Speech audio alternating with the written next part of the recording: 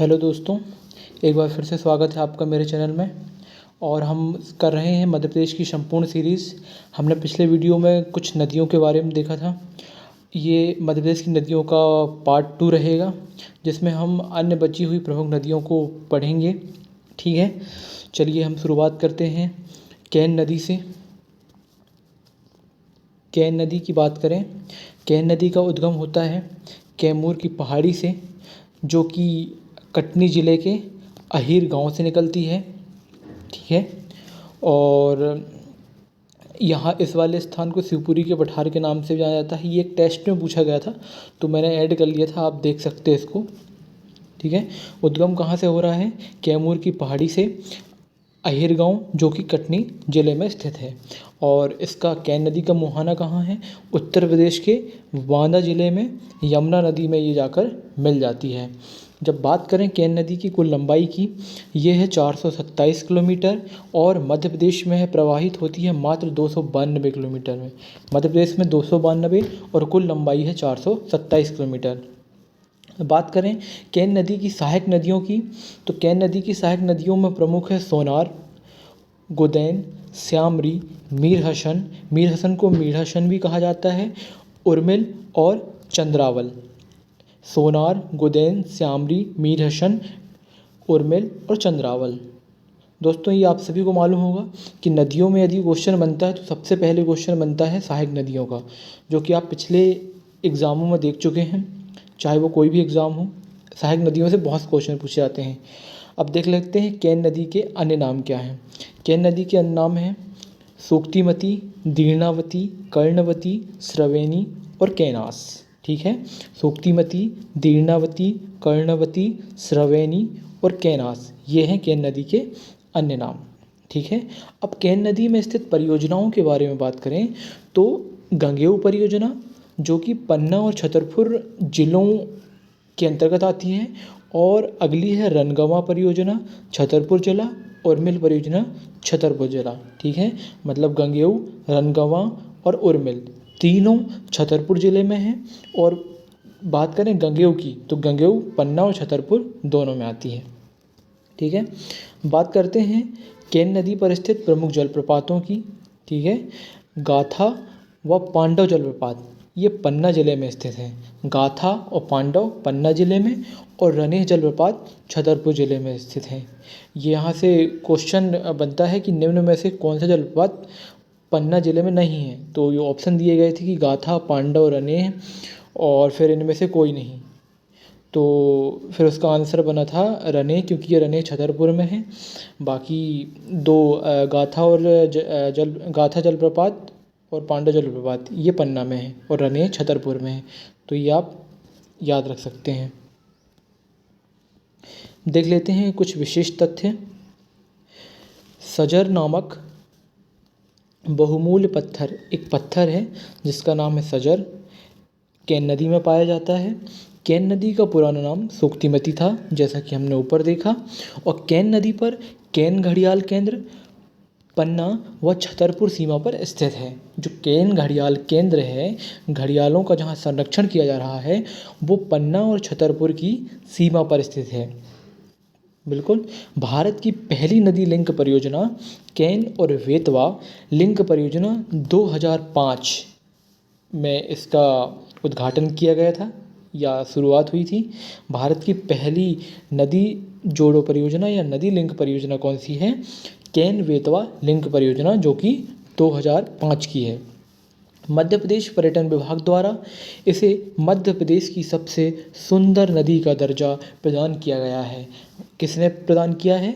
Madhya Pradesh tourism के द्वारा केन नदी को मध्य प्रदेश की सबसे सुंदर नदी का दर्जा दिया गया है। चलिए देख लेते हैं इस नदी का क्या फॉर्मेशन है। तो ये निकलती है अहीर गांव से। अहीर गांव, जो कि अभी देखा आपने कि कटनी ज़िले की रीठी तहसील देख सकते हैं, रीठी तहसील, अहीर गांव, जिला कटनी। ठीक है, इसमें जो सहायक नदियां हैं वो आके मिल रही हैं। सोनार है, श्यामरी है, गुदैन है, मीर हसन है, और फिर जलप्रपात रनेह जलप्रपात, उर्मिल नदी है, चंद्रावल नदी है, और यहाँ कैन घड़ियाल केंद्र भी है जो पन्ना और छतरपुर वाले सीमा पर देखे हमने, ठीक है। उसके बाद यहाँ पन्ना टाइगर रिजर्व भी है। और फिर ये जब अंतिम रूप से मिलती कहाँ है, एक बांदा यूपी में एक घाट पड़ता है चिल्ला घाट, तो वहाँ पर ये यमुना नदी में जाकर मिल जाती है। आई होप आप समझ गए होंगे। चलिए आगे चलते हैं। बात करें टोंस नदी या तमसा नदी को। टोंस नदी का ही दूसरा नाम तमसा नदी है। और जब तमसा नदी के उद्गम की बात करते हैं तो ये सतना जिले के जुलेरी गांव में टोंस नदी का उद्गम होता है, सतना जिले के जुलेरी गांव से। और ये कहाँ जाकर मिलती है या इसका मुहाना कहाँ है, ये प्रयागराज जिले में गंगा नदी में जाकर मिलती है, ठीक है। ये याद रखें, ये यमुना में नहीं मिल रही है, टोंस नदी गंगा नदी में जाकर मिलती है प्रयागराज में। चलिए इसकी सहायक नदियों की बात करें, ये बीहड़, महाना और बेलन। बीहड़, महाना और बेलन टोंस की सहायक नदियां हैं। बात करें परियोजना की तो टोंस परियोजना रीवा जिले में स्थित है। टोंस परियोजना किस जिले में स्थित है, रीवा जिले में। बात करें टोंस नदी पर स्थित प्रमुख जलप्रपातों की या उसकी सहायक नदियों पर स्थित कुछ जलप्रपातों की, तो बात कर लेते हैं सबसे पहले पूर्वा जलप्रपात। पूर्वा जलप्रपात टोंस नदी पर रीवा जिले में स्थित है, ठीक है। जितने भी हम ये जलप्रपात पढ़ेंगे ये सारे रीवा जिले में स्थित है, ठीक है। रीवा। तो जब पूर्वा जलप्रपात की बात करते हैं, पूर्वा जलप्रपात टोंस नदी पर स्थित है। और फिर दो जलप्रपात आते हैं, पियावन और चचाई। पियावन और चचाई जलप्रपात बीहड़ नदी पर स्थित हैं। बीहड़ नदी पर पियावन और चचाई। और केवटी जलप्रपात की जब बात करते हैं, केवटी जलप्रपात महाना नदी पर स्थित है। और बहुटी जलप्रपात सेलर नदी पर। पूर्व जलप्रपात टोंस नदी पर, पियावन और चचाई बीहड़ नदी पर, केवटी जलप्रपात महाना नदी पर और बहुटी जलप्रपात सेलर नदी पर। तो पूर्वा, पियावन, चचाई, केवटी और बहुटी ये पांचों जलप्रपात रीवा जिले में स्थित हैं। बहुटी जलप्रपात मध्य प्रदेश का सबसे ऊंचा जलप्रपात है। बहुटी जलप्रपात मध्य प्रदेश का सबसे ऊंचा जलप्रपात है जो कि सेलर नदी पर स्थित है। कौन सी नदी, सेलर नदी पर। चलिए ये आप देख सकते हैं, ये सतना जिले के अमरपाटन और यहीं जुलेरी गांव स्थित है। ये पियावन और ये बिछिया नदी है, इसमें आके मिल रही है। ये जुलेरी गांव है। अच्छा, जुलेरी गांव यहाँ से नदी निकल रही है। और फिर यहाँ पर ये बीहड़ नदी है। बीहड़ नदी में ही ये चचाई जलप्रपात है, ये पियावन जलप्रपात है और ये रीवा शहर स्थित है। फिर ये महाना नदी जा रही है, महाना नदी में केवटी जलप्रपात है। ऊपर ये पूर्व जलप्रपात बना हुआ है मुख्य ये टोंस नदी पर। और फिर यहाँ पर ये मऊगंज वाले स्थित, जो मऊगंज अभी जिला बना है, तो मऊगंज से इस साइड से होकर जा रही है सेलर नदी। और सेलर नदी पर ही मध्य प्रदेश का सबसे ऊंचा जलप्रपात बहुटी जलप्रपात बना हुआ है। फिर इस साइड आप ये यूपी वाले सोनभद्र जिले से आप देख सकते हैं कि यहाँ से आ रही है ये बेलन नदी। तो ये सारी नदियाँ जो आकर मिलती हैं टोंस नदी पर, और टोंस नदी कुल मिलाकर जाकर मिलती है गंगा नदी पर, ठीक है। तो ये मध्य प्रदेश की पहली नदी है जो हम पढ़ रहे हैं, जो गंगा नदी में जाकर मिल रही है, ठीक है। आगे देखते हैं सोन नदी के बारे में। हमने पढ़ा टोंस पहले, अब पढ़ते हैं सोन नदी। सोन नदी का उद्गम अमरकंटक की मैकाल श्रेणी अनूपपुर जिले से होता है। अमरकंटक की जो मैकाल श्रेणी है और जो अनूपपुर वाला जिले में श्रेणी का जो भाग है, वहाँ से सोन नदी का उद्गम होता है। बात करें सोन नदी के मुहाने की, ये मध्य प्रदेश, उत्तर प्रदेश से होकर बिहार में पटना के निकट गंगा में मिल जाती है। कुल मिलाकर अब हम टोंस के बाद दूसरी नदी पढ़ रहे हैं सोन, जो गंगा में जाकर मिल रही है। बात करें सोन नदी की लंबाई की, तो ये 780 किलोमीटर है। कुल लंबाई 780 किलोमीटर है और मध्य प्रदेश में ये 509 किलोमीटर है। सोन नदी की सहायक नदियों की बात करें तो सोन नदी की सहायक नदियाँ जो हैं, जोहिला, जारवही, बनास, गोपद, रिहंद और कन्हेर। ये गोपद, रिहंद और कन्हेर ये मुख्य रूप से याद रखें, ठीक है। एक चंबल की सहायक नदी भी थी बनास। तो ये आप याद रख सकते, सोन नदी की भी बनास सहायक है और चंबल की भी बनास सहायक है। और ये जो बनास है, ये छोटी बनास भी कहते हैं इसे, शायद देख सकते हैं आप। लेकिन आप ये याद रखें, सोन की भी सहायक बनास है और चंबल की सहायक भी बनास है, लेकिन मुख्य रूप से पूछा चंबल के बारे में जाता है। तो देख सकते हैं आप एक्स्ट्रा फैक्ट। चलिए अन्य नाम देखते हैं सोन नदी के। इसके अन्य नाम हैं नंद, सोन, सुवर्ण, सोनपालिका, शुभांगी, सोनभद्र, सोआ और हिरण्यवाह। जो सोन नदी को सोआ नाम दिया वो टॉलमी ने दिया था। सोन नदी को सोआ नाम किसने दिया था? टॉलमी ने दिया था। चलिए बात करते हैं बांध या परियोजनाओं की। सोन नदी पर कौन सी परियोजनाएं हैं? पहली है बाणसागर परियोजना। बाणसागर परियोजना ये है देवलोंद शहडोल जिले में स्थित है। यह मध्य प्रदेश, बिहार और उत्तर प्रदेश की संयुक्त परियोजना है।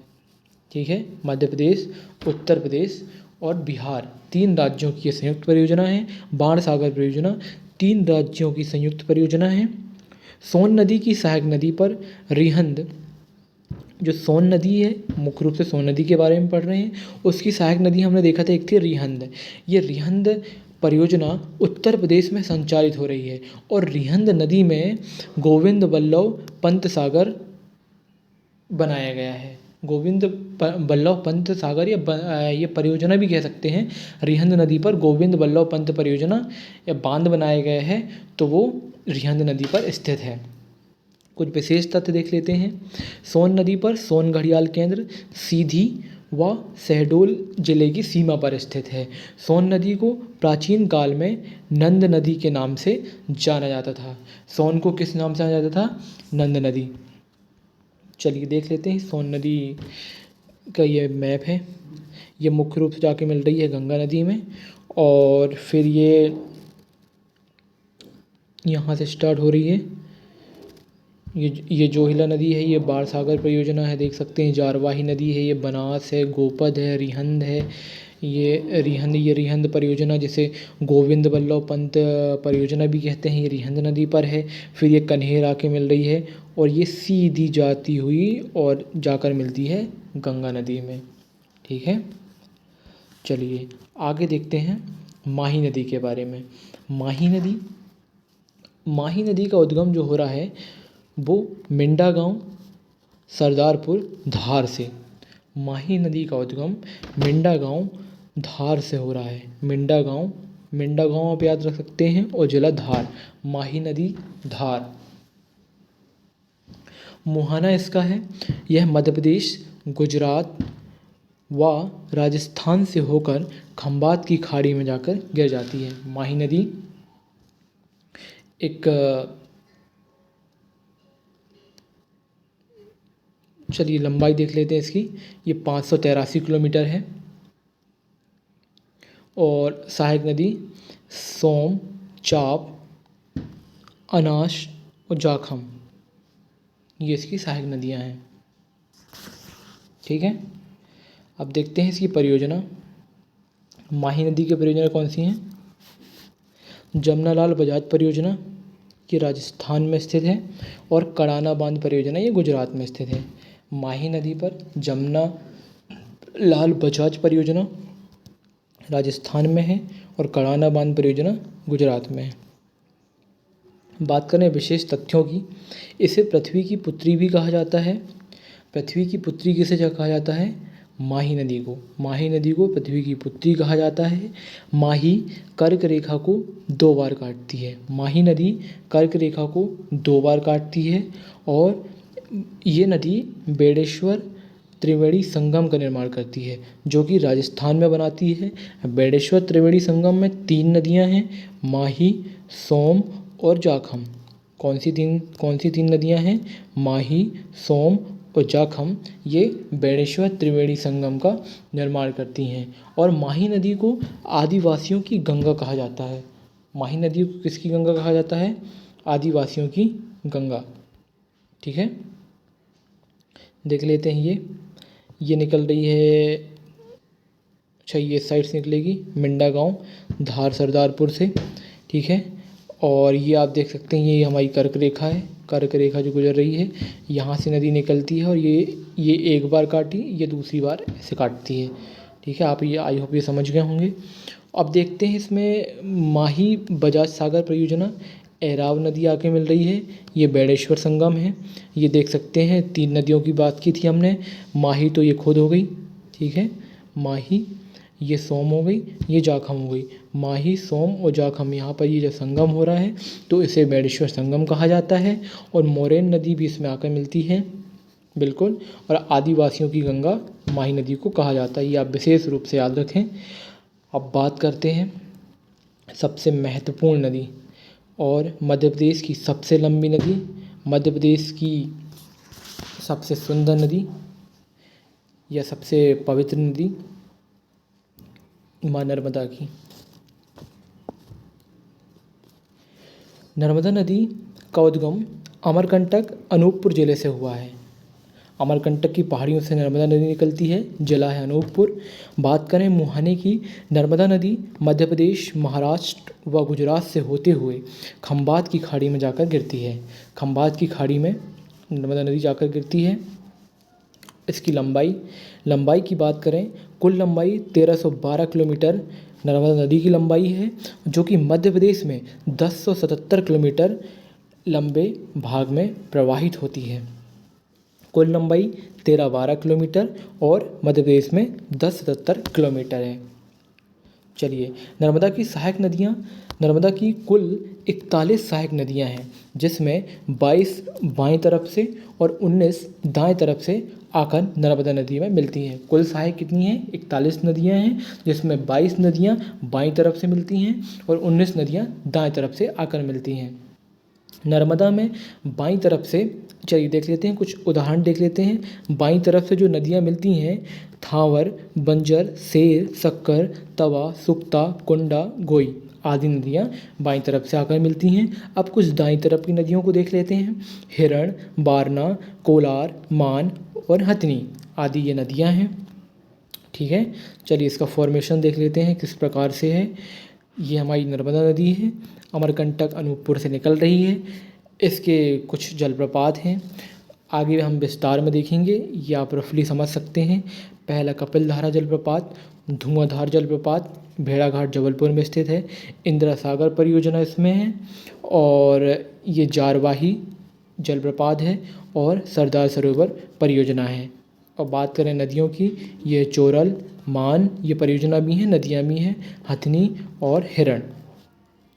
ये रही खंबात की खाड़ी, यहाँ आकर नर्मदा नदी गिर जाती है। और ये है सुक्ता नदी, ये छोटी तवा, तवा, शक्कर, और ये रही तवा परियोजना तवा नदी पर। चलिए आगे देखते हैं। प्रमुख परियोजनाओं की बात करें, नर्मदा नदी पर स्थित प्रमुख परियोजना, जैसे कि हमने ऊपर देखा कि थावर परियोजना मंडला जिले में स्थित है और अवंतीबाई परियोजना, रानी अवंतीबाई परियोजना जबलपुर जिले में और इंदिरा सागर परियोजना खंडवा जिले में स्थित है। देजला देवड़ा परियोजना खरगोन जिले में और महेश्वर परियोजना भी खरगोन जिले पर है। ठीक है, चलिए एक बार फिर से देख लेते हैं। थावर परियोजना मंडला जिले में, अवंतीबाई परियोजना जबलपुर जिले में, इंदिरा सागर परियोजना खंडवा जिले में, देजला देवड़ा परियोजना खरगोन जिले में, महेश्वर परियोजना भी खरगोन जिले में। देजला देवड़ा और महेश्वर परियोजना दोनों खरगोन जिले पर स्थित है। बात करें मान परियोजना की, मान परियोजना धार जिले में है, चंद्रशेखर परियोजना अलीराजपुर जिले में और लोअर गोई परियोजना बड़वानी जिले में और सरदार सरोवर परियोजना नर्मदा जिला गुजरात में। सरदार सरोवर परियोजना किस जिले में है? नर्मदा जिले में है, जो कि नर्मदा जिला कहाँ पड़ता है? गुजरात राज्य में नर्मदा जिला पाया जाता है। चलिए आगे देखते हैं, ये परियोजनाओं का डायग्राम है।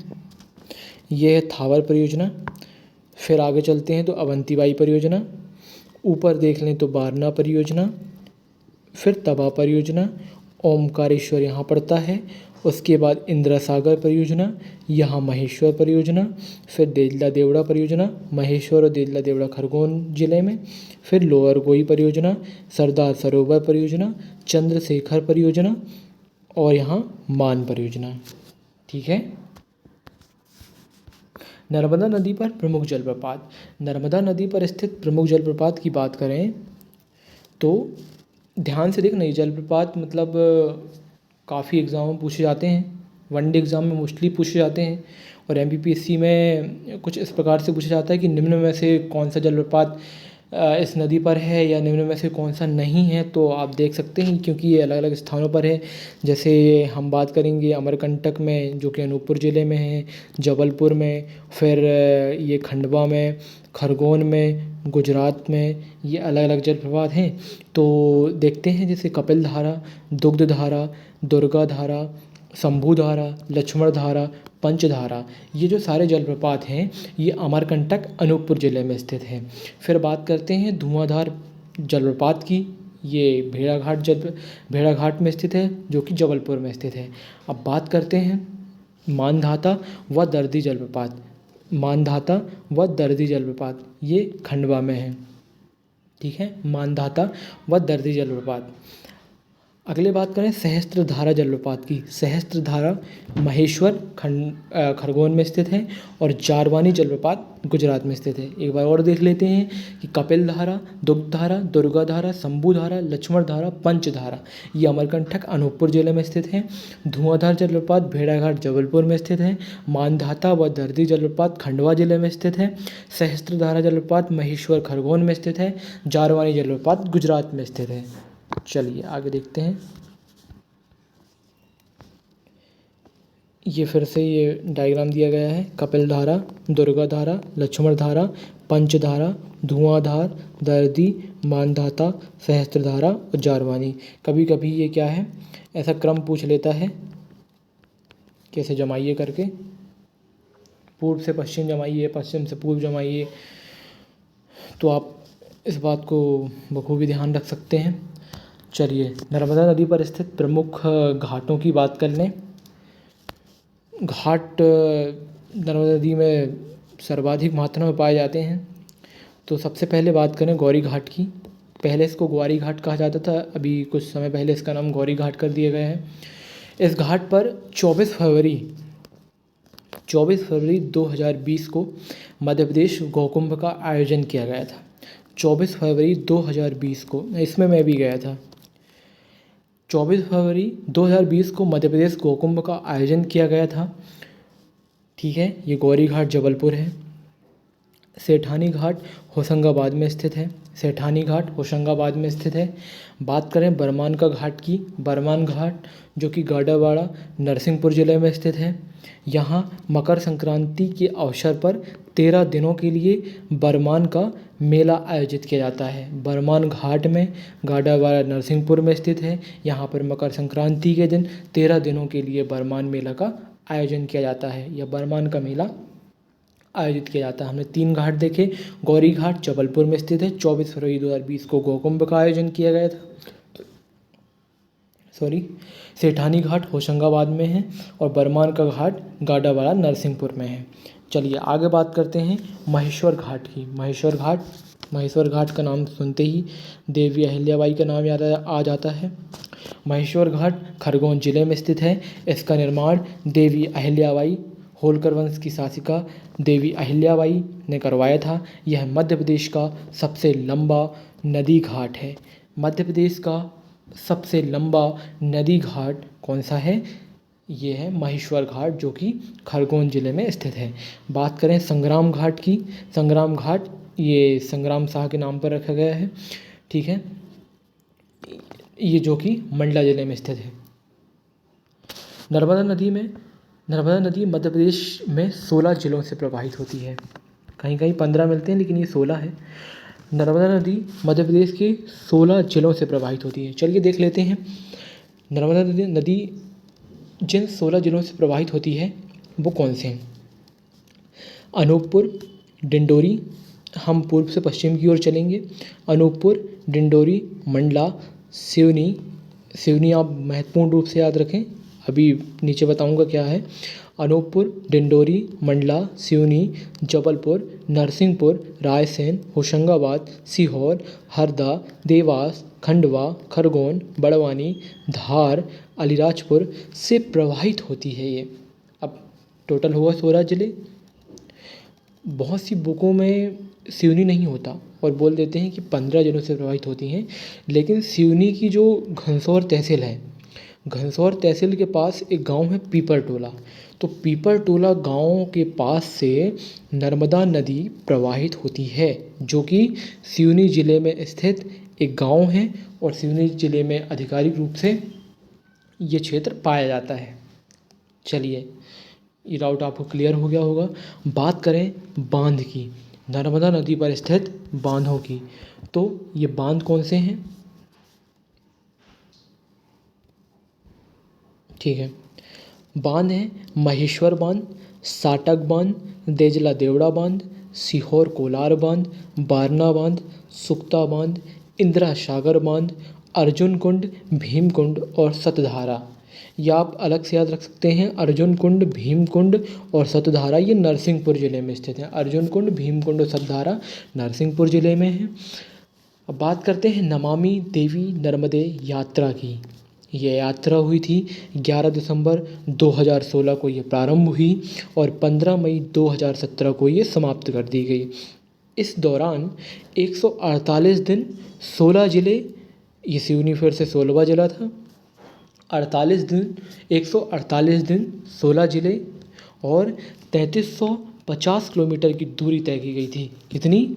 3350 किलोमीटर की दूरी तय की गई। नमामि देवी नर्मदे यात्रा 11 दिसंबर 2016 को प्रारंभ की जाती है और 15 मई 2017 को ये समाप्त होती है। इस दौरान 148 दिन ये यात्रा चलती है, जिसमें 16 ज़िले पूर्ण रूप से कवर किए जाते हैं और फिर से हमने 16वां ज़िला देखा, ये है सिवनी। कुल मिलाकर इसमें 3350 या बोले तो 3350 किलोमीटर की दूरी इस दौरान तय की जाती है। बात करें नर्मदा नदी पर, इस नर्मदा नदी के बारे में विशेष तथ्यों की, इसके सबसे पहला नर्मदा नदी का नाम लेते ही आता है statue of unity. Statue of unity बात करें 31 अक्टूबर 2018 को इस स्टैच्यू ऑफ यूनिटी का अनावरण किया जाता है, जिसकी ऊंचाई 182 मीटर है और इसके वास्तु का अर्थ है राम सुतार। आई होप आप ये बहुत पहले से पढ़ रहे हैं, ठीक है। और बात करें नर्मदा नदी के अन्य नामों की, कि नर्मदा नदी को और किन किन नामों से जाना जाता है, तो नर्मदा नदी मध्य प्रदेश और गुजरात दोनों राज्यों की जीवन रेखा कही जाती है। मध्य प्रदेश और गुजरात में नर्मदा नदी है तो जीवन है, और नर्मदा नदी मध्य प्रदेश और गुजरात राज्यों की जीवन रेखा के नाम से प्रसिद्ध है। नर्मदा नदी को आनंदमयी नदी, साकरी नदी, मैकलश्रुता, नमोदास, शिवपुत्री, रेवा, कावेरी और सोमप्रभा। नमोदास इसे टॉलमी ने नाम दिया था, ठीक है। चलिए आगे देखते हैं। राज्य की प्रथम नदी है जिसे 2017 में जीवित नदी का दर्जा प्रदान किया गया था। नर्मदा नदी राज्य की प्रथम नदी है जिसे 2017 में जीवित नदी का दर्जा प्राप्त किया गया था। इस नदी से कोई उत्खनन कार्य नहीं किया जा सकता है, यह आप बखूबी रूप से जानते हैं। ये गैर कानूनी कार्य कहलाता है। इसका अपवाह क्षेत्र 98,786 वर्ग किलोमीटर है, जो कि मध्य प्रदेश में सर्वाधिक रूप से एरिया में ये फैला हुआ है, जो है 85,149 वर्ग किलोमीटर, और कुल एरिया का 89.9% 89.9% एरिया नर्मदा नदी मध्य प्रदेश में कवर करती है। बात करें इस नदी का एक और नाम है, इसको कहा जाता है गिवर ऑफ प्लेजर, खुशी की नदी। गिवर ऑफ प्लेजर या खुशी देने वाली नदी, खुशी की नदी या खुशी प्रदान करने वाली नदी भी कहा जाता है। नर्मदा नदी मार्वल गॉर्ज, मानधाता गॉर्ज और मुकरता गॉर्ज का निर्माण करती है। ये गॉर्ज याद रखें, मार्वल गॉर्ज, मार्वल से तो आप नर्मदा नदी लगा ही देंगे, मानधाता गॉर्ज, फिर नर्मदा नदी याद आ जाएगी। लेकिन जैसे ही आप मुकरदा गॉर्ज ऑप्शन में देखते हैं या कहीं देखते हैं तो आपको चंबल नदी याद आ जाती है, लेकिन ये चंबल नदी इसका आंसर नहीं होगा। ये मुकरता गॉर्ज का निर्माण नर्मदा नदी के द्वारा किया जाता है, ठीक है। अब यहाँ देखते हैं मछली की एक प्रजाति टोरटोर, आप जानते हैं ये राजकीय मछली है। महाशीर मछली जो है नर्मदा नदी में पाई जाती है। राजकीय मछली महाशीर या टोरटोर कहा जाता है, जो कि नर्मदा नदी में पाई जाती है। तो राजकीय मछली किस नदी में पाई जाती है? नर्मदा नदी में। अब देखते हैं राजोरस ये छिपकलियों का राजा है, जो मांसाहारी डायनासोर की एक प्रजाति है। मांसाहारी डायनासोर की एक प्रजाति है राजोरस, जिसे छिपकलियों का राजा कहा जाता है। इसके जीवाश्म 1982 से 84 के दौरान भारतीय पुरातत्वविद सुरेश श्रीवास्तव ने नर्मदा घाटी क्षेत्र में गुजरात के महिसागर और मध्य प्रदेश के जबलपुर से प्राप्त किए थे। ये ज़्यादा महत्वपूर्ण है। सुरेश श्रीवास्तव ने 1982 से 84 के दौरान जबलपुर से ये राजौरस छिपकलियों का राजा, जो कि डायनासोर की एक प्रजाति है, उसकी खोज की थी या उसको प्राप्त किया था। धार जिले के चंदनखेड़ी गांव में नर्मदा नदी के किनारे मेघनाथ तपोस्थली स्थित है। धार जिले के चंदनखेड़ी गांव में नर्मदा नदी के किनारे मेघनाथ तपोस्थली स्थित है। मेघनाथ तपोस्थली कहाँ स्थित है? धार जिले के चंदनखेड़ी गांव में नर्मदा नदी के तट के किनारे मेघनाथ तपोस्थली स्थित है, जिसका वर्णन हमें विष्णु पुराण में देखने को मिलता है। विष्णु पुराण में देखने को मिलता है। बात करें ऑपरेशन नर्मदा की। ऑपरेशन नर्मदा 1961 में खरगोन जिले में नर्मदा नदी के किनारे किया गया था। इसमें मध्य प्रदेश पुलिस को प्रशिक्षण दिया गया था। ऑपरेशन नर्मदा 1961 ऑपरेशन नर्मदा 1961 1961 में प्रारंभ किया गया। जिला था खरगोन, तट था नर्मदा नदी का। प्रशिक्षण दिया गया मध्य प्रदेश पुलिस को। चलिए, ये रही हमारी नर्मदा नदी। अब बात करते हैं मध्य प्रदेश की ताप्ती नदी की।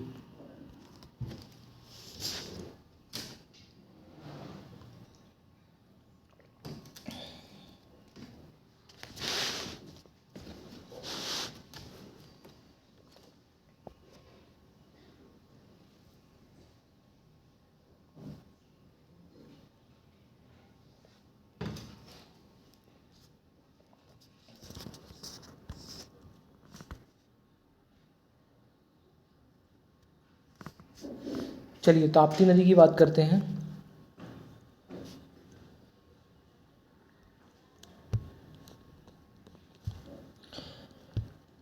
ताप्ती नदी का उद्गम स्थल है बैतूल जिले में स्थित सतपुड़ा पर्वत श्रेणी के अंतर्गत कालीसिंध पहाड़ी की सबसे ऊंची चोटी मुल्ताई से निकलती है। ताप्ती नदी बैतूल जिले के मुल्ताई से निकलती है। ये हम पढ़ते हैं, या आप डिस्क्रिप्शन और ज़्यादा पढ़ सकते हैं। तो मुख्य रूप से याद रखना है, ताप्ती नदी बैतूल जिले के कालीसिंध पहाड़ी की सबसे ऊंची चोटी है मुल्ताई से निकलती है ताप्ती नदी। इस नदी का मुहाना देख सकते हैं मध्य प्रदेश, महाराष्ट्र और गुजरात होकर यह फिर से खंबात की खाड़ी में गिर जाती है। ठीक है। लंबाई, इस नदी की लंबाई कितनी है? 724 किलोमीटर। 724 किलोमीटर ताप्ती नदी की लंबाई है। मध्य प्रदेश में 322 किलोमीटर।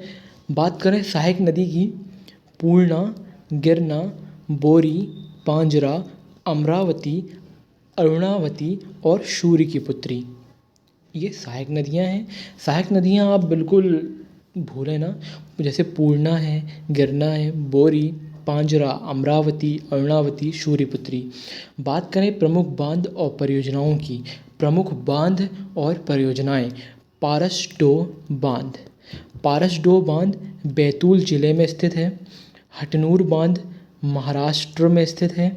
और उकाई परियोजना ये गुजरात में स्थित है। पारसडोह बांध बैतूल में है। पारसडोह बांध, किसी को हम सामान ढोने के लिए कहेंगे तो वो कहेगा कि बैतूल की बात मत कर, तो पारसडोह बांध बैतूल। हटनूर बांध, हटनूर, महान लोग हट हट बोलते रहते हैं। ठीक है। उकाई परियोजना गुजरात, गुजरात। ठीक है। पारसडोह बैतूल, हटनूर बांध महाराष्ट्र, उकाई परियोजना गुजरात। चलिए, याद हो गया होगा। चलिए इसके विशेष तथ्य देख लेते हैं। ताप्ती नदी के शहर किन शहरों से ये होकर गुजरती है मुख्य रूप से? पहला बुरहानपुर, भुसावल और सूरत। सर्वाधिक मिट्टी के टापू जिन्हें मड आइसलैंड भी कहा जाता है, मड आइसलैंड, जो कि ताप्ती नदी में पाए जाते हैं। सर्वाधिक, ये क्वेश्चन एक बार मैंने देखा था टेस्ट में कि सर्वाधिक मड आइसलैंड या सर्वाधिक मिट्टी के टापू किस नदी पर पाए जाते हैं? मध्य प्रदेश में, जो कि ताप्ती नदी पर पाए जाते हैं।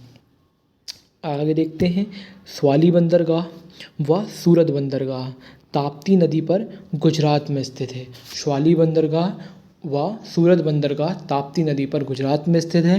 ताप्ती नदी नर्मदा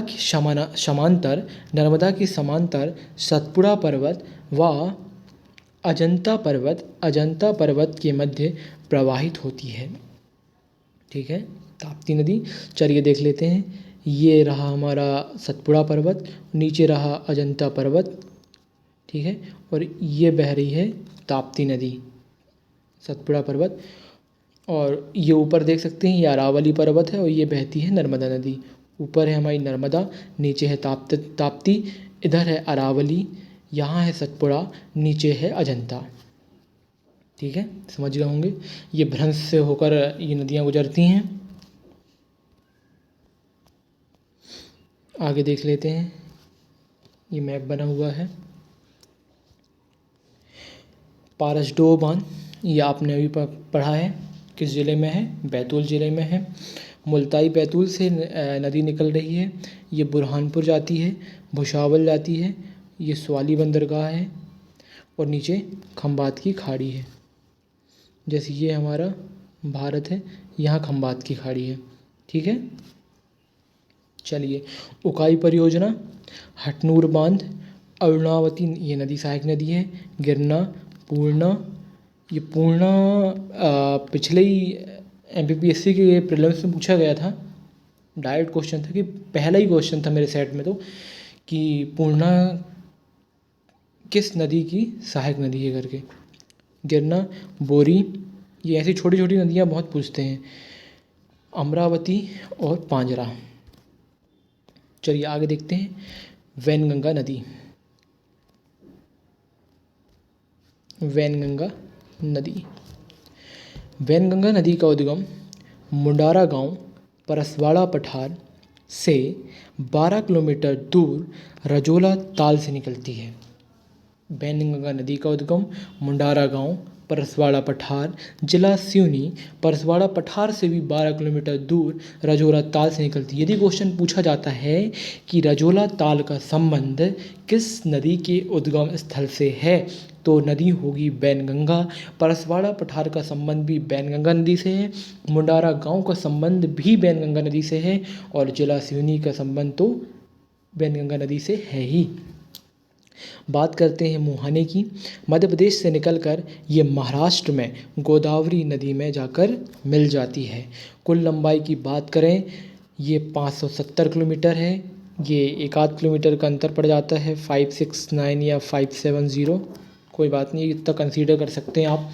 570 किलोमीटर मोटा मोटा याद रखें, 1-2 किलोमीटर आगे पीछे इतना ऑप्शन में नहीं आता है, 570 याद रखें, और 569 अपने आप याद हो जाता है, 1-2 बार पढ़ लें, याद रहेगा।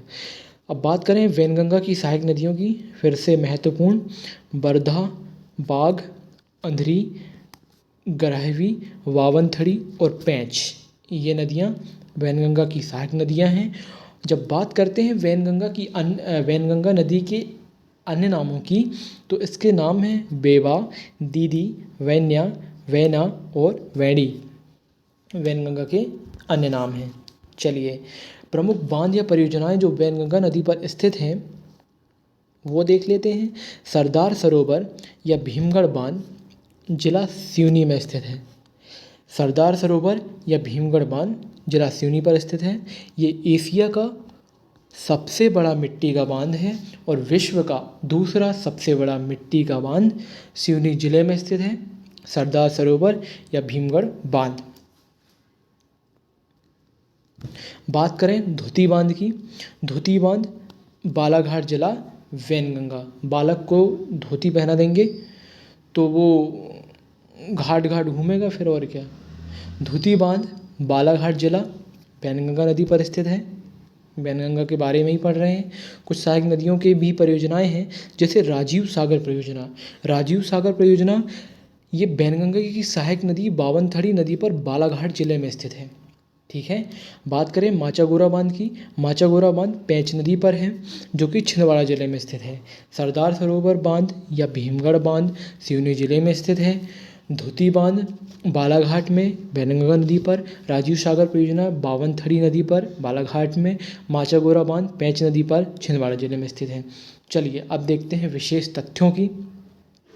विशेष तथ्य, मध्य प्रदेश की पहली नहर, मध्य प्रदेश की सबसे पहली नहर जिसका नाम था वैनगंगा नहर, और इसका निर्माण किया गया था 1923 में।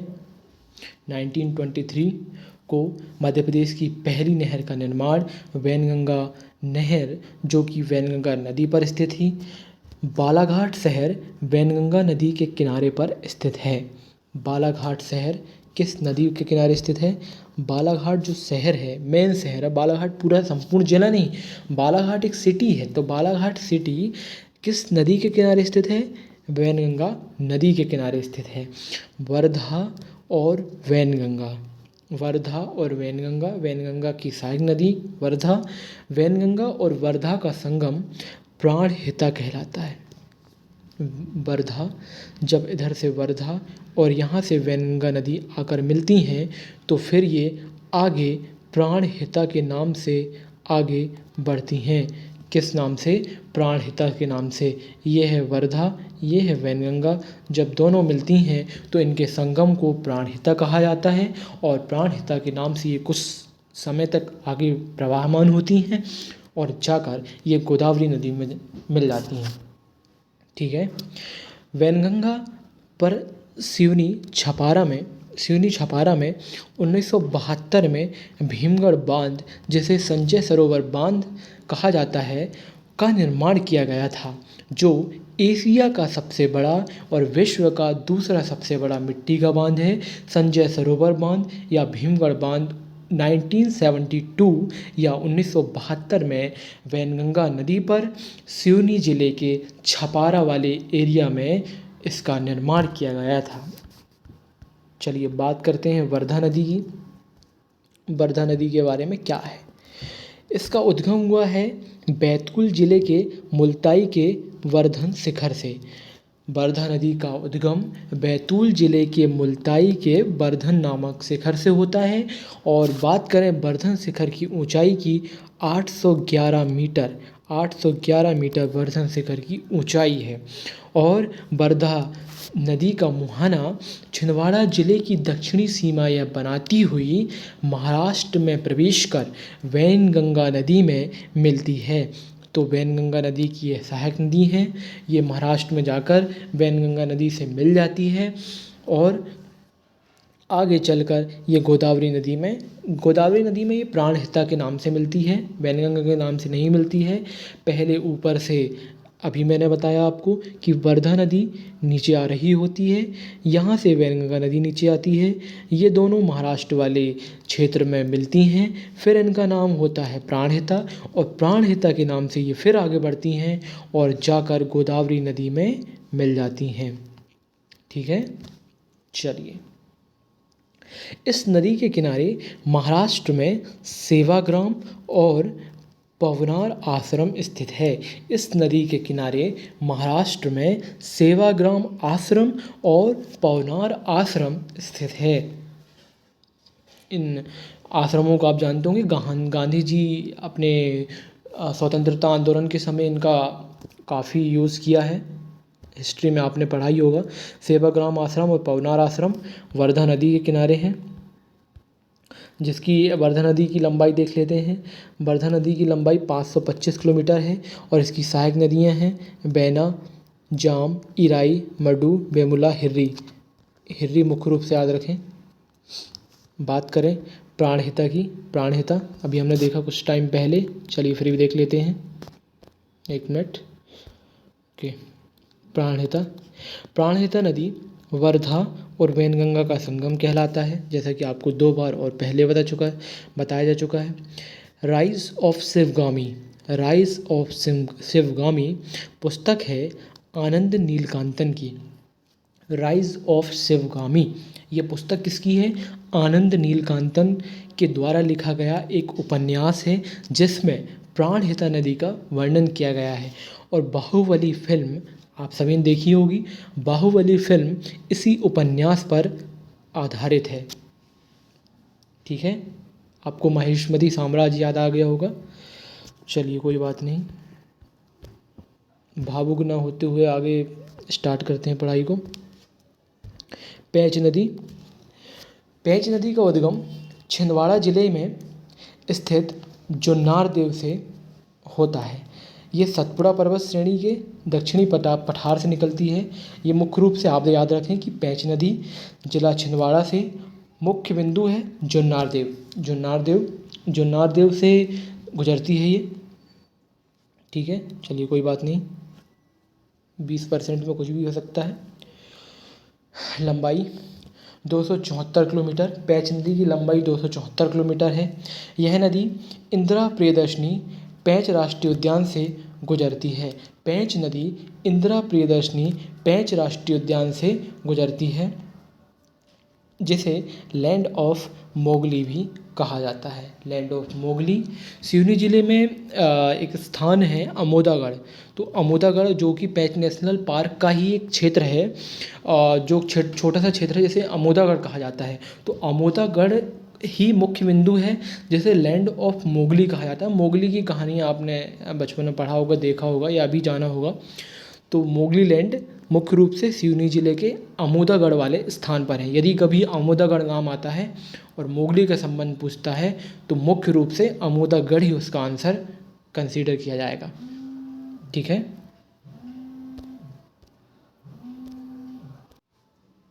चलिए आगे देखते हैं। पेंच नदी देखा हमने। पेंच नदी छिंदवाड़ा जिले के जुन्नार देव से गुजर रही है।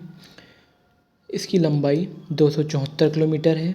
यह नदी इंदिरा प्रियदर्शनी पेंच राष्ट्रीय उद्यान से, जो मोगली लैंड के बारे में बता रहा था, अमोदागढ़, आप सभी को याद हो गया होगा। आगे देखते हैं। ये है पूरा डायग्राम। ठीक है, इसको छोटा कर देते हैं, समझने में दिक्कत नहीं जाएगी। ये पूरा एक ही पेज में आ जाता है तो क्या पूरा दिखता है और कैसा बनाया गया है। ये कुछ मतलब गजब ही प्रकृति का लग रहा है। कोई बात नहीं, हमें तो पढ़ने से मतलब है। ये आपने देखा कालीभीत पहाड़ी, बैतूल, वर्धा नदी यहाँ से निकल रही है। और इधर से जो मैं बार बार समझा रहा था ना, वो आप इस मैप से समझ सकते हैं। ये मुंडारा गांव है सिवनी ज़िले में, यहाँ से वैनगंगा नदी निकलती है। ठीक है, चलिए ये दोनों चीज़ समझ में आ गई।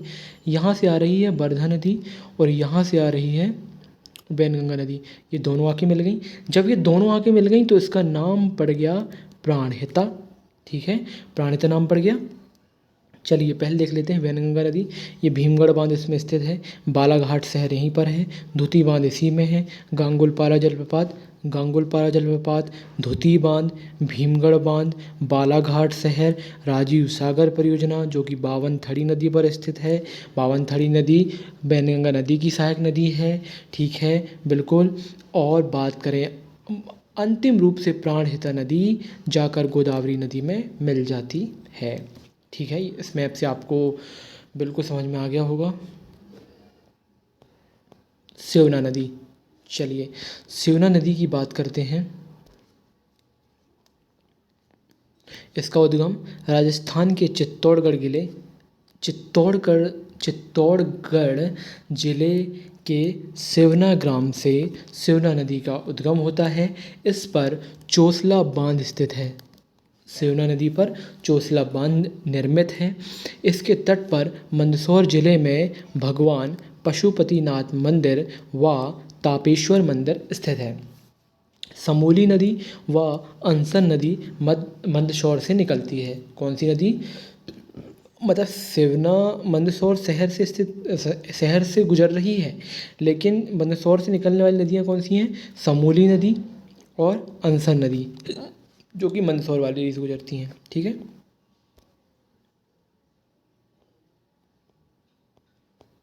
ठीक है, आगे देखते हैं तवा नदी के बारे में। तवा नदी बात करें तवा नदी की, इसका उद्गम होशंगाबाद जिले की महादेव पर्वत श्रेणी की कालीभीत पहाड़ियों से होती हैं।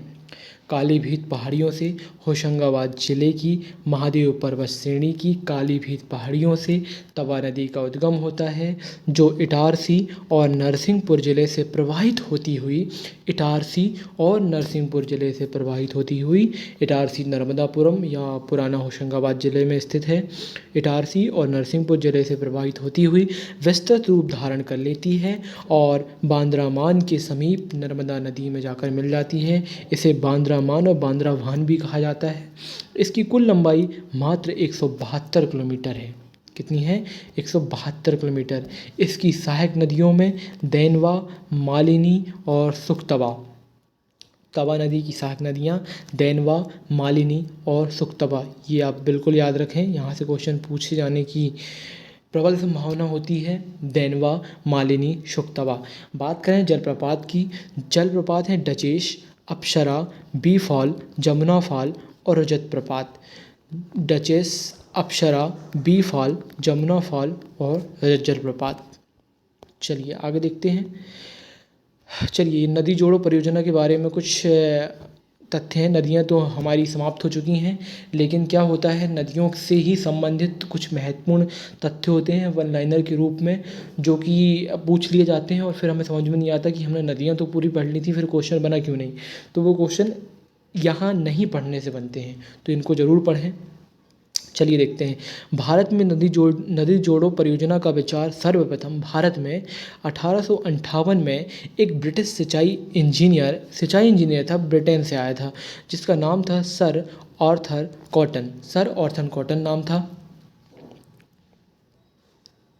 भारत नदियों को आपस में जोड़ना नदियों के पानी का अधिकतम उपयोग सुनिश्चित करने का एक तरीका है। नदियों को आपस में जोड़ना नदियों के पानी का अधिकतम उपयोग सुनिश्चित करने का एक तरीका है। इस प्रक्रिया में अधिक पानी वाली नदी को कम पानी वाली नदी से जोड़ा जाता है। एक जिसमें अधिक पानी है उसका कम पानी वाली नदी में उस पानी को भेज दिया जाता है, तो इसमें भी पानी भर जाता है। बात करें नदी जोड़ो परियोजना के क्या लाभ होते हैं, ये देख लेते हैं रफली रूप से क्या लाभ होते हैं। पेयजल की समस्या कम हो जाती है, सूखे और बाढ़ की समस्या कम हो जाती है, आर्थिक समृद्धि आने से लोगों का जीवन स्तर सुधरेगा, सिंचाई में वृद्धि होगी, नहरों का विकास होगा, जल विद्युत क्षमता में इजाफा होगा। ये आंसर आपको मुख्य रूप से मेंस में काम आते हैं, तो आप यहाँ समझ सकते हैं। नदी जोड़ो परियोजना के क्या दुष्प्रभाव हो सकते हैं, ऐसा नहीं कि सिर्फ लाभ हैं, दुष्प्रभाव भी होते हैं। विस्थापन और पुनर्वास की समस्या, यदि जहाँ पानी ज़्यादा नहीं है और अगर वहाँ ज़्यादा पानी भेज देंगे तो वहाँ बाढ़ जैसी स्थिति निर्मित हो जाएगी। फिर वहाँ के जो लोग तट के किनारे बसे हुए हैं उनको वहाँ से विस्थापित होना पड़ेगा या पुनर्वास करना पड़ेगा। फिर जैव विविधता पर प्रतिकूल प्रभाव पड़ेगा, ऑफ कोर्स पड़ेगा, क्योंकि आप नदी जिस दिशा में जा रही है उसके दिशा के विपरीत आप उसको मोड़ने के प्रयास कर रहे हैं, तो जैव विविधता पर प्रतिकूल प्रभाव पड़ेगा ही। वन उन्मूलन की समस्या होगी और अप्राकृतिक और अधिक खर्च होंगे। बिल्कुल। बात करें केन बेतवा लिंक परियोजना की, ये नदी जोड़ी परियोजना शुरुआत 2005 में हुई थी और समझौते पर हस्ताक्षर या इसका उद्घाटन या शुभारंभ हो गया 22 मार्च 2021 को केन बेतवा लिंक परियोजना का उद्घाटन हो गया, शुरुआत हो गया 22 मार्च 2021। और ये प्रारंभ इसकी नींव कब रखी गई थी, ये नींव रखी गई थी 2005 में। कुल लंबाई 221 किलोमीटर है। इसके लाभान्वित जिले 13 जिले लाभान्वित हैं। 13 जिलों की बात करें, कुछ मध्य प्रदेश के ज़िले हैं, कुछ उत्तर प्रदेश के ज़िले हैं। मध्य प्रदेश के ज़िलों में पन्ना, टीकमगढ़, छतरपुर, सागर, दमोह, दतिया, विदिशा, शिवपुरी, रायसेन। यूपी के बांदा, महोबा, झांसी, ललितपुर, ये 4 ही ज़िले हैं। मध्य प्रदेश को सिंचाई के लिए 1834 मिलियन क्यूबिक मीटर व उत्तर प्रदेश को 750 मिलियन क्यूबिक मीटर पानी मिलेगा इस परियोजना से। इस परियोजना का प्रथम चरण और द्वितीय चरण है। प्रथम चरण छतरपुर जिले में दौधन बांध का निर्माण किया गया और लोअर उर बांध शिवपुरी जिले में स्थित है। बीना कॉम्प्लेक्स परियोजना सागर जिले में, कोटा बैराज परियोजना विदिशा जिले में निर्माण किया गया था। ठीक है, ये ज़्यादा महत्वपूर्ण तथ्य नहीं है, फिर भी आप एक बार पढ़ लीजिए, कभी कभी पूछ ले जाते हैं। ये ज़्यादा महत्वपूर्ण है कि दौधन बांध किस जिले में स्थित है, जो कि छतरपुर जिले में स्थित है। लोअर उर बांध शिवपुरी जिले में है और बीना कॉम्प्लेक्स परियोजना सागर जिले में, बीना रिफाइनरी से आप जा सकते हैं सागर, और कोटा बैराज परियोजना विदिशा में है। छतरपुर में दौधन बांध है, लोअर उर परियोजना शिवपुरी में है, बीना कॉम्प्लेक्स सागर में है, कोटा बैराज विदिशा में है। चलिए, ये फैक्ट जो मैंने अतिरिक्त रूप से इसमें ऐड किया था आप भी पढ़ लें। नर्मदा नियंत्रण प्राधिकरण 1980 में, जैसे ये फैक्ट मुझे कुछ टेस्ट में मिल जाते हैं, कोई दूसरी बुक में अगर देख रहा हूँ तो वहाँ मिल जाते हैं, तो ये फिर अतिरिक्त रूप से ऐड कर लिए जाते हैं, क्योंकि इतने सारे फैक्ट एक ही बुक में मिलते नहीं हैं। नोट्स हमारी ऐसी होनी चाहिए जिसमें 4-5 बुक्स के सारे फैक्ट एक ही जगह होने चाहिए, इसी नोट्स बनाए जाते हैं, नहीं तो बुक्स कब तक पढ़ते रहेंगे। नर्मदा नियंत्रण प्राधिकरण का गठन 1980 में किया गया था। ठीक है, नर्मदा नियंत्रण प्राधिकरण 1980। नदियों के उद्गम स्थल, ये टेबल है। टेबल क्या होता है, जब हम इतने सारे फैक्ट पढ़ लेते हैं कि किस नदी का उद्गम कहाँ से हुआ था, किस नदी का मुहाना कहाँ है, किस नदी का अनुनाम क्या है, कौन सी नदी की सहायक नदियाँ क्या हैं, ठीक है, इसमें हम कंफ्यूज हो जाते हैं। तो ये टेबल जब एक बार देख लेते हैं तो सारे मतलब एक ब्रीफ डायग्राम बन जाता है कि हाँ यार ये यहाँ से ऐसे निकले थे। ठीक है, तो चलिए देख लेते हैं। नर्मदा नदी अमरकंटक अनूपपुर से निकलती है। चंबल नदी महू जनापाव पहाड़ी से निकलती है। सोन नदी अमरकंटक अनूपपुर से निकलती है। ताप्ती नदी मुल्ताई बैतूल से निकलती है। बेतवा नदी कुम्हरा गाँव रायसेन से निकलती है। ये आप पढ़ चुके हैं, ये तो रिवीजन हो रहा है एक प्रकार से। आप वीडियो को स्लो और फास्ट करके देख सकते हैं अपनी सुविधा अनुसार, कोई पाबंदी नहीं है। माही नदी मिंडा गाँव धार जिला, बैनगंगा मुंडारा गाँव सिवनी सिंध, लटेरी तहसील विदिशा। कैन नदी अहिर गाँव कटनी। ठीक है, आगे देखते हैं। कैन नदी अहिर गाँव कटनी। तवा नदी ये चेर कठारी महादेव हिल्स छिंदवाड़ा। ये चेर कठारी अतिरिक्त फैक्ट मिला था, आप इसमें कन्फ्यूज ना हो, एक एडिशनल फैक्ट के रूप में याद रख सकते हैं। बात करें शिप्रा नदी की, ये काकरीवर्डी पहाड़ी इंदौर से निकलती है। पैंच नदी जुन्नारदेव छिंदवाड़ा से। तमस या टोंस नदी जोलेरी गांव सतना। ये डायरेक्ट पूछ लिया गया था कि जोलेरी गांव का से किस नदी का उद्गम होता है, फिर हम कंफ्यूज हो जाते हैं, क्योंकि ये सतना पूछा जाए तो फिर भी बन जाता है ये जोलेरी गांव। ये गांव बहुत पूछ लेते हैं। वर्धा नदी कालीभीत पहाड़ी बैतूल। चलिए, नदियों का जैसा कि हमने देखा, नदियों का मुहाना देख लेते हैं कि कौन सी नदी कहाँ जाकर मिलती हैं। नर्मदा खंबात की खाड़ी गुजरात में। चंबल नदी यमुना नदी इटावा यूपी में। सोन नदी दीनापुर पहाड़ी पटना बिहार में जाकर मिल जाती है। ताप्ती नदी खंबात की खाड़ी गुजरात में जाकर मिल जाती है। और बेतवा नदी यमुना नदी हमीरपुर में जाकर मिल जाती है। और माही नदी खंबात की खाड़ी गुजरात में जाकर मिलती है। बैनगंगा नदी गोदावरी नदी महाराष्ट्र में। और सिंध यमुना नदी जालौन यूपी वाले। कैन नदी बांदा यमुना नदी यूपी में। और तवा नदी बांद्राभान नर्मदा नदी में जाकर मिलती है। ठीक है, और तमस नदी गंगा नदी प्रयागराज यूपी में। चलिए, सहायक नदियों के बारे में देखते हैं। ये हमारी मुख्य नदी है और ये सहायक नदियाँ हैं। चलिए कलर चेंज कर लेते हैं, आप थोड़ा बोर हो गए होंगे। कौन सा रखें, ग्रीन वाला देखते हैं। ग्रीन कैसे चल रहा है। गंगा नदी की सहायक नदी है टोंस या सोन। यमुना नदी की सहायक है चंबल बेतवा कैन सिंध और बनास। ठीक है,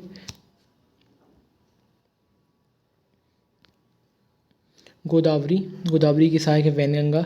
नर्मदा की सहायक है तवा शक्कर दूधी। चंबल की सहायक है शिप्रा कालीसिंध बनास। बेतवा की सहायक है बीना धशान जामनी। या पहले पढ़ के आ चुके हैं, बिल्कुल भी स्किप ना करें। सहायक नदियाँ उद्गम और मुहाने लंबाई अन्य नाम से भी ज़्यादा महत्वपूर्ण है। सहायक नदियाँ, ये मैं बार बार बोल रहा हूँ आपसे। तमश नदी बीहड़ और महाना। कैन नदी की सहायक है उर्मिल। और सोन नदी की सहायक हैं जोहिला रिहंद और बनास। बनास 2 नदियों की सहायक नदियाँ आप पहले देख चुके हैं। माही की सहायक हैं सोम और चाप। वैनगंगा की सहायक हैं पेंच और वर्धा। और ताप्ती की सहायक हैं पूर्णा, गिरना, बोरी, अरुणवती और सूर्यपुत्री। ठीक है। अब एग्ज़ाम हेल्प करके कुछ फैक्ट हैं। एग्ज़ाम में हेल्प तो सारे फैक्ट करते हैं। ठीक है, चलिए फिर भी देखते हैं। एग्ज़ाम हेल्प के नाम से ज़्यादा अट्रैक्टिव लगता है ये। मध्य प्रदेश की गंगा, मध्य प्रदेश की गंगा प्रदूषण के आधार पर, ये 2 आधार हैं। ठीक है, एक प्रदूषण का आधार है, एक पवित्रता का आधार है। कि मध्य प्रदेश की नदियाँ, मध्य प्रदेश की गंगा 2 नदियों को कहा जाता है। मध्य प्रदेश की गंगा प्रदूषण के आधार पर सर्वाधिक प्रदूषण बेतवा नदी पर पाया जाता है और जिसे मध्य प्रदेश की गंगा के नाम की संज्ञा दी जाती है बेतवा को। और मध्य प्रदेश की गंगा पवित्रता के आधार पर नर्मदा नदी, पवित्रता के आधार पर मध्य प्रदेश की गंगा नर्मदा नदी और प्रदूषण के आधार पर मध्य प्रदेश की गंगा बेतवा नदी है। बात करें बुंदेलखंड की गंगा की, तो इसमें कोई डाउट की बात नहीं है, बुंदेलखंड की गंगा बेतवा नदी को कहा जाता है। आदिवासियों की गंगा माही नदी को, मालवा की गंगा क्षिप्रा नदी को और गिवर ऑफ प्लेजर या खुशियों की नदी, खुशी प्रदान करने वाली नदी नर्मदा नदी। मध्य प्रदेश की सबसे सुंदर नदी, मध्य प्रदेश की सबसे सुंदर नदी कही जाती है केन नदी। केन नदी को मध्य प्रदेश की सबसे सुंदर नदी का दर्जा प्रदान किया गया है। चलिए, भारत में बहुत सी नदियों के एक समान नाम हैं। चलिए, ये डाउट आपका एक बार और क्लियर कर देते हैं। टोंस नदी एक उत्तराखंड में यमुना की सहायक नदी है और दूसरी मध्य प्रदेश में गंगा की सहायक नदी टोंस है। चलिए, पहला फैक्ट क्लियर हुआ। बात करें मंदाकिनी नदी, एक उत्तराखंड में अलकनंदा की सहायक नदी मंदाकिनी नदी है। दूसरी मध्य प्रदेश चित्रकूट चित्रकूट वाले एरिया से मंदाकिनी नदी प्रवाहित होती है और चित्रकूट भी मंदाकिनी नदी के किनारे स्थित है। आगे देखते हैं बनास नदी के बारे में।